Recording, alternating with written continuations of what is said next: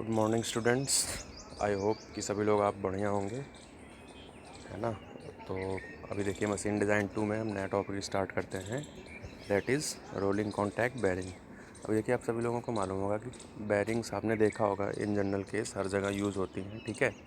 और बेरिंग के टाइप होते हैं, तो आपने देखा होगा बेरिंग 2 टाइप की होती है, rolling contact and sliding contact. अगर आपको अभी डिफ्रेंशिएट कर पाते हैं तो ठीक है, अदरवाइज़ हम जब ये चैप्टर कंप्लीट करेंगे तो at least we will be able to differentiate between rolling contact and sliding contact bearing. First of all, we will start a rolling contact bearing. Okay, so before going in the rolling contact bearing, we have to define what is bearing and what is the basic function of the bearing. Okay, so bearing is a mechanical element that permit relative motion between two parts such as the shaft and the housing with minimum friction. Okay, अभी क्या है ये bearing क्या करता है, पर relative motion permit करता है दो किन्हीं भी दो पार्ट्स के बीच में. एग्जांपल हमने लिया like shaft and housing. Okay, the function of the bearing is to ensure free rotation of the shaft और the axle with minimum friction. आपने देखा होगा कि जहाँ पे शाफ्ट एक्सल का यूज़ होता है वहीं पे हम बेरिंग का यूज़ करते हैं, और बेरिंग में इसलिए यूज़ करते हैं ताकि दोनों मैटिंग पार्ट्स के बीच में जो फ्रिक्शन है वो ना सबसे कम हो. Okay, and the second function is to support the shaft or axle and hold in the correct position.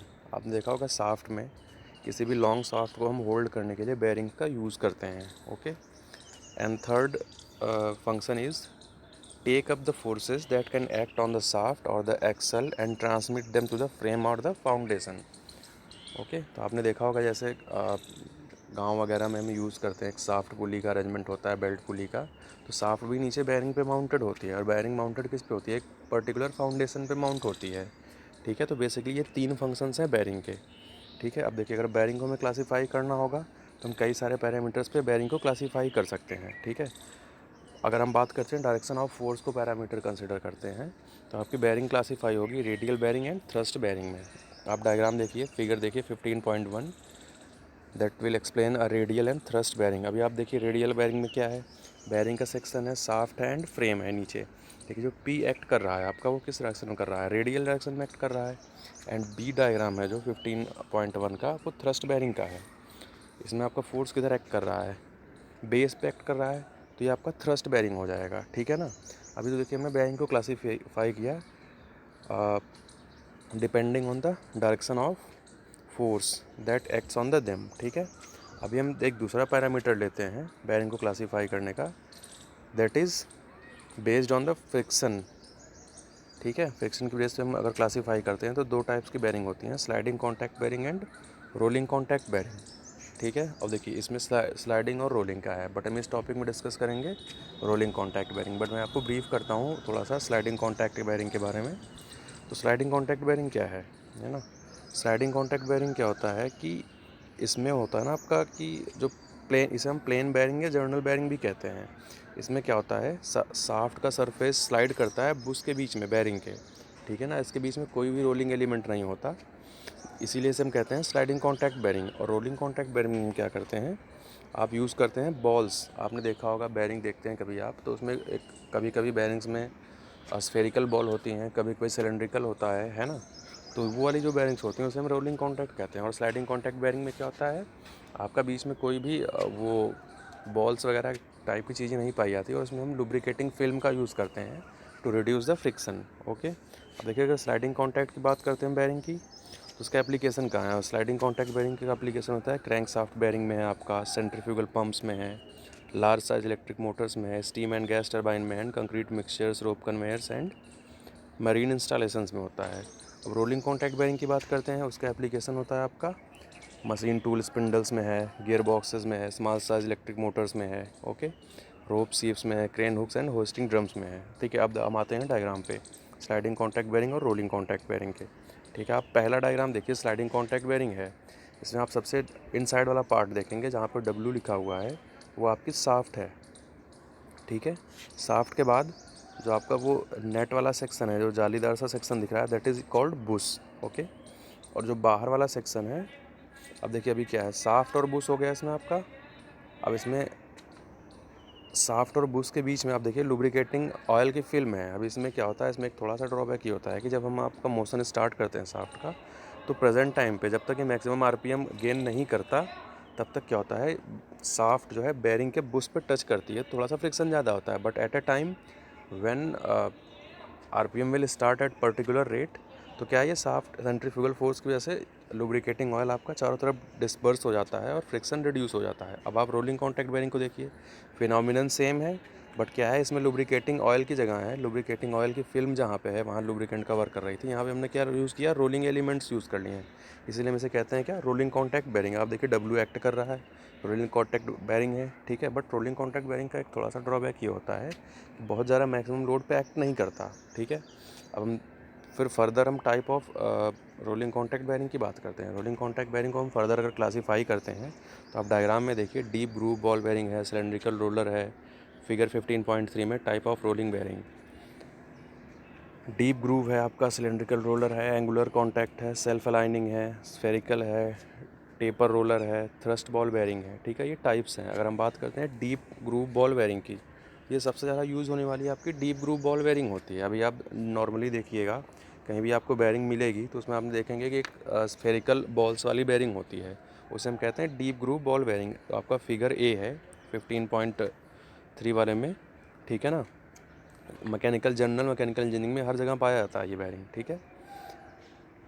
और इसमें क्या करते हैं, डीप ग्रूव बॉल बेरिंग है, ठीक है। डीप ग्रूव पर हम सिलेंड्रिकल रोलर बेरिंग की बात करते हैं। आप जब देखेंगे कि लोड कैरिंग कैपेसिटी आपको बहुत ज़्यादा इंक्रीज़ करनी होती है, तो वहाँ पे हम क्या करते हैं, सिलेंड्रिकल रोलर बेरिंग का यूज़ करते हैं, ठीक है। सिलेंड्रिकल रोलर बेरिंग में क्या है, जब बॉल्स जो हैं, जैसे आपने उसके पहले पढ़ा था कि देखिए, इसके पहले हमने देखा था कि आपका deep groove ball bearing, deep groove ball bearing में आप देखेंगे जो बॉल्स होती हैं वो स्फेरिकल फॉर्म में होती हैं और उसका पॉइंट ऑफ कांटेक्ट क्या होगा, बहुत कम होगा। पर्टिकुलर जो है एक एक पॉइंट पे ही कांटेक्ट होगा। एक पॉइंट पे कांटेक्ट होने की वजह से जैसे ही आप लोड बढ़ाएंगे, बॉल्स में क्या होना स्टार्ट हो जाएगा, फ्रैक्चर स्टार्ट होना हो जाएगा और बॉल्स जो है ब्रेक कर जाएंगे। ब्रेक करते ही फ्रिक्शन इंक्रीज़ हो जाएगा और जो बेसिक बेरिंग का जो बेसिक फंक्शन है वो फुलफ़िल नहीं होगा, ठीक है। तो उस चीज़ को अवॉइड करने के लिए हमने क्या किया, बॉल के बाद हमने मॉडिफाई किया आपका सिलेंड्रिकल रोलर बेरिंग में। अब देखिए सिलेंड्रिकल क्या है, ऑब्वियस सी बात है, सिलेंड्रिकल बॉल्स में क्या होगा, सिलेंडर यूज़ करते हैं हम। और सिलेंडर में देखिए ऐसा जैसा डायग्राम है आपका 15.3 का डायग्राम बी, इसमें क्या है, एरिया ऑफ कॉन्टैक्ट बढ़ जाएगा। जब एरिया ऑफ कॉन्टैक्ट बढ़ जाएगा फिर आपकी लोड कैरिंग कैपेसिटी भी बढ़ जाएगी, ओके। प्रेशर आपका डिस्ट्रीब्यूट हो जाएगा। You know that P is equal to force over area, pressure is equal to force over area. जब एरिया बढ़ेगा तो प्रेशर का कंसंट्रेशन रिड्यूस हो जाएगा और वो फ्रैक्चर वगैरह कम हो जाएगा उसका। It is called cylindrical roller bearing. फिर आपका एंगुलर कॉन्टैक्ट बेरिंग है, ठीक है, सेल्फ अलाइनिंग बेरिंग है, टेपर रोलर है, थ्रस्ट है, ठीक है। इसे आप थोड़ा सा देख लीजिएगा अपने से। फिर principle of self aligning bearing है, जस्ट आप इसका क्लासिफिकेशन रिमेंबर करिएगा। उसके बाद हम आते हैं स्टैटिक लोड कैरिंग कैपेसिटी पे, ठीक है। स्टैटिक लोड क्या है, static load is defined as the load acting on the bearing when the shaft is stationary, ठीक है। It produces permanent deformation in the balls and races which increase with increasing load, ठीक है ना। अब देखो आप स्टैटिक लोड को define कर लो, जस्ट डिफाइन कर लो एंड थोड़ा सा अंडरस्टैंड करना है। अंडरस्टैंड ये करना है कि स्टैटिक लोड क्या डिफाइंड होगा। अगर आपको मान लीजिए बेरिंग का लोड आउट फाइंड करना होगा तो आप कैसे फाइंड करेंगे, स्टैटिक लोड वो हो जाएगा जहाँ पे शाफ्ट स्टेशनरी होगी और बेरिंग पे जो लोड एक्ट करेगा, that is called static load carrying capacity of the bearing, okay. अभी देखिए हम इसके बाद क्या करते हैं, हमें फिर डायनेमिक लोड की बात करते हैं हम, ठीक है ना। डायनेमिक लोड में क्या होता है, बेरिंग का भी फटीग होता है और बेरिंग की भी हम लोड लाइफ निकालते हैं, ठीक है ना। बेरिंग की लोड लाइफ निकालते हैं। The life of an individual ball bearing is defined as the number of revolutions which the bearing runs before the first evidence of fatigue, crack in balls और races, ठीक है। ये dynamic load carrying capacity में ही आएगा, इससे हम bearing की load life carrying capacity कहते हैं, ठीक है। अब उसके बाद देखिए नेक्स्ट अगर हम आर्टिकल पे आते हैं 15.8 है, that is equivalent bearing load. अगर हम देखिए इक्विवेलेंट बेरिंग लोड की बात करते हैं, हमने इसके पहले देखिए रेडियल और थ्रस्ट लोड की बात की थी हमने, ठीक है। तो रेडियल और थ्रस्ट लोड में हमने देखा था कि अगर मान लीजिए कोई ऐसा कंपोनेंट होता है जहाँ पे रेडियल और थ्रस्ट दोनों लोड एक्ट करेंगे, तो वहाँ पे हम first of all question solve करने के पहले क्या करेंगे, हम equivalent bearing load find out करेंगे, ठीक है। इक्विवेलेंट बेरिंग लोड को हम किससे रिप्रेजेंट करते हैं, पी से, और पी इज़ इन न्यूटन। तो P is equal to X V F R plus Y F A, that is equation 15.2, ठीक है। And what is F R? F R is equal to radial load in newton, F A is equal to axial और thrust load in newton, and V is equal to race rotation factor. ठीक है, x और Y की value आप क्या करेंगे, design data book से find out करेंगे। ठीक है, और रेस रोटेशन फैक्टर डिपेंड करता है, दैट इज़ वी, वो डिपेंड करता है कि इनर रेस रोटेट कर रहा है या आउटर रेस रोटेट कर रहा है। ठीक है ना। अब देखिए इसमें the value of V is 1 when inner race rotates. ठीक है, अगर कोई इनर रेस बेरिंग का रोटेट करेगा तो वैल्यू वी की हम क्या लेंगे, 1 लेंगे। जब आउटर रेस रोटेट करेगा, ठीक है, तो हम वैल्यू वी की क्या लेंगे, 1.2 लेंगे। ठीक है ना। तो P is equal to X V F R plus Y F A. Equation देखिए आपका 15.2 है। यहाँ पे देखिए अगर इनर रेस रोटेट कर रहा है तो इक्वेशन 15.3 में हमने P is equal to X F R plus Y F A लिया है। ठीक है, अगर सपोज़ करिए कोई बेरिंग ऐसी है जिसमें आपका एक्सियल कंपोनेंट नहीं है तो P is equal to F R हो जाएगा, और व्हेन कोई सेकंड फिर इक्वेशन 15.4 हो जाएगा। एंड 15.5 में देखिएगा when the bearing is subjected to pure thrust load that is F A. अगर प्योर थ्रस्ट लोड है बेरिंग पे तो पी इज इक्वल टू क्या हो जाएगा, एफ आर वाला कंपोनेंट हट जाएगा और आपका बचेगा क्या, केवल एफ ए। ठीक है ना। उसके बाद देखिए नेक्स्ट आर्टिकल भी है आपका 15.9 लोड लाइफ रिलेशनशिप। ठीक है, the relationship between the dynamic load carrying capacity, the equivalent dynamic load and the bearing life is given by L10 is equal to C over P की power P। L10 देखिए क्या होगा, rated bearing life in million revolutions.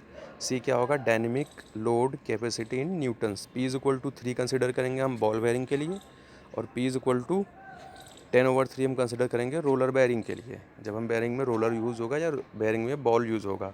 तो आप equation 15.6 को rearrange करिए तो सी is equal to लिख सकते हैं हम पी L10 की power 1/3 for ball bearing, and C is equal to P L10 की पावर 0.3। ठीक है, 10/3 को आप 0.3 लिख सकते हैं, that is for roller bearing. तो L10 की जगह हम सी की वैल्यू अगर पुट कर देंगे, आपको मालूम है तो क्या हो जाएगा भाई, L10 इज इक्वल टू हो जाएगा 16N L10H/10 की पावर 6। ठीक है, ये हो जाएगा इक्वेशन 15.9। और L10 क्या है, rated bearing life in hours, N is equal to speed of rotation in RPM। ठीक है, अब इस पर एक एग्जांपल लेते हैं हम, एग्जांपल 15.1। इस एग्जांपल में देखिए, in a particular application the radial load acting on a ball bearing is 5 kilo newton and the expected life for 90% of the bearing is 8000 hours. Calculate the dynamic load carrying capacity of the bearing when the shaft rotates at 1450 RPM। देखिए आप इसमें क्या given है question में, सबसे पहले हम देखते हैं। इसमें गिवन है in a particular application the radial load acting on a ball bearing is 5 kilo newton, that means F R is equal to 5 kilo newton, and expected life for 90% of the bearing is 8000 hour. तो देखिए इसमें L10H given है, because L10 क्या है, rated bearing life in hours, तो that is 8000 hours, and N is RPM of shaft, तो N is equal to 1450 RPM। अभी आप L10 निकालेंगे, L10 के लिए सीधा सीधा वैल्यू क्या देखना है आपका, equation 15.9 L10 is equal to 60N L10H/10 की पावर 6। इसमें वैल्यू पुट करेंगे तो L10 की वैल्यू आएगी आपकी 696 मिलियन रेवोल्यूशन। फिर हम डायनेमिक लोड कैपेसिटी की बात करते हैं, तो डायनेमिक लोड कैपेसिटी क्या हो जाएगी, देखिए बेरिंग केवल प्योर रेडियल लोड में है तो P इज इक्वल टू क्या करेंगे, पहले हम इक्विवेलेंट लोड निकालेंगे, बट इक्विवेलेंट में क्या है, क्वेश्चन में गिवन है आपका कि बेरिंग केवल प्योर रेडियल लोड एक्ट कर रहा है बेरिंग पे, तो P is equal to F R is equal to 5000 newton. ठीक है, अब उसके बाद क्या करेंगे, आप देखेंगे फर्दर इक्वेशन 15.7, क्योंकि बॉल बेरिंग था, क्वेश्चन लिख रखा है radial load acting on a ball bearing is 5 kilo newton, तो बेरिंग इज़ अ बॉल, तो हम इक्वेशन यूज़ करेंगे dynamic load capacity C is equal to P L10 की पावर 1/3। आपको P की वैल्यू मालूम है, ठीक है, P is equal to 5000 newton, और L10 की वैल्यू आपकी 696 की पावर 1/3, आपका 44,310.48 न्यूटन, आपका ये हो जाएगा dynamic load capacity of the bearing. ठीक है, अभी आप क्या करेंगे, इस न्यूमेरिकल को सॉल्व करेंगे, इसका नोट्स बनाएंगे। ठीक है, इसके बाद हम नेक्स्ट टॉपिक स्टार्ट करेंगे और डिज़ाइन डेटा बुक के साथ और ब्रीफ न्यूमेरिकल्स देखेंगे। So thank you to all of you.